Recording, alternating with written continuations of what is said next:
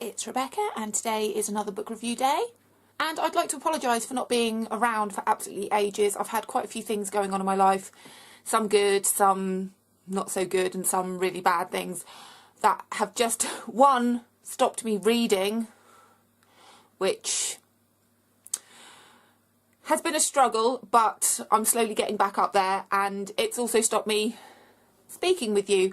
So I do apologise for not having been around. I am still here and I am still trying to plod through my books. So I have been reading Patrick's Alphabet by Michael Symmons Roberts. So I will read you the blurb and then talk to you about the book. When a teenage couple are found murdered in their car, a boy called Adam Sligo is the only suspect. The letter A is found blazoned on the wall at the murder scene and is soon followed around town by the other letters of the alphabet, each immaculately painted in red. Is Sligo playing games with the police or putting a spell on the town? Perry Scholes is mixed up in all this, a man haunted by cars and death, and photographic images of both. He trawls the motorways and edgelands listening to police radio, getting to the car crash or the crime scene before anyone. He makes a living selling these shots to the papers. He is the only one who spots the painted letters and begins to document their appearances. As the town is paralysed by fear and paranoia, a vigilante cult emerges, arming itself for the battle against evil. Perry finds himself trapped in a nightmare. A killer is at large, and the alphabetical messages he leaves seem to be personal messages for him.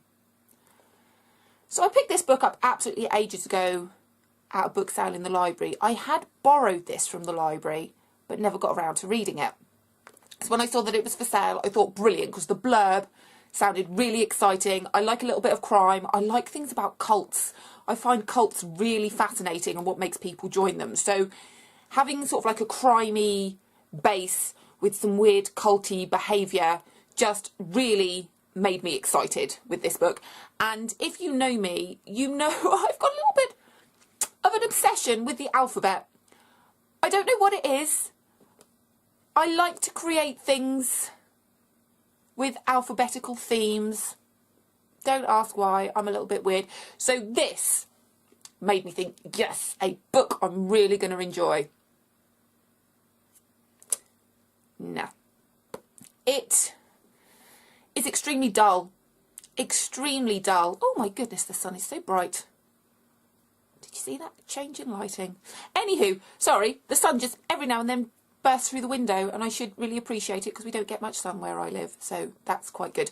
Anywho, the voice of the story is Perry Scholes, and he's a photographer, and he listens to police radio so that he can get to crime scenes before anybody else, so he can take first images of a car crash or whatever, send it to the newspapers, and he gets paid a lot of money for it. And he finds these two teenagers dead in a car, and automatically, and I don't know where they get it from, this Adam Sligo is the only suspect.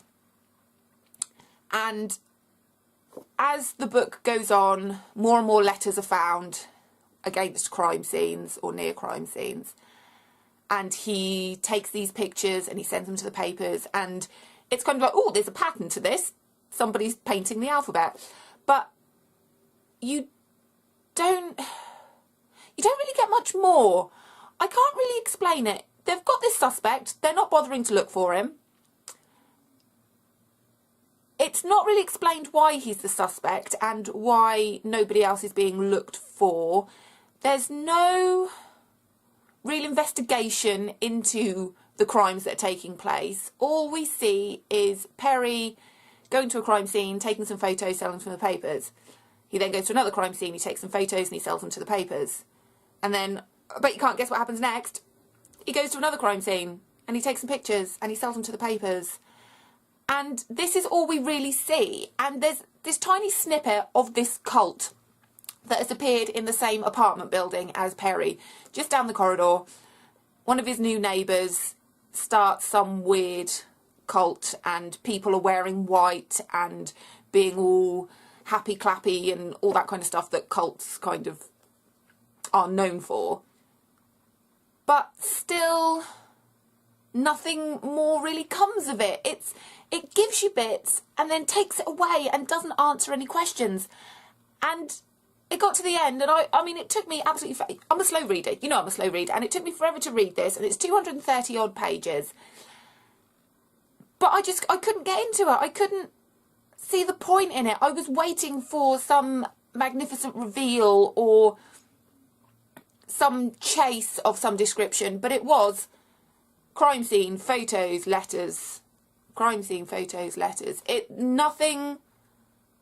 Nothing was really resolved. Nothing. It seemed very pointless. And I don't like to say that because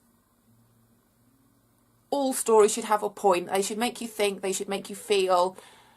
And I guess this just made me feel bored. I don't know. So very sad, very disappointed with this.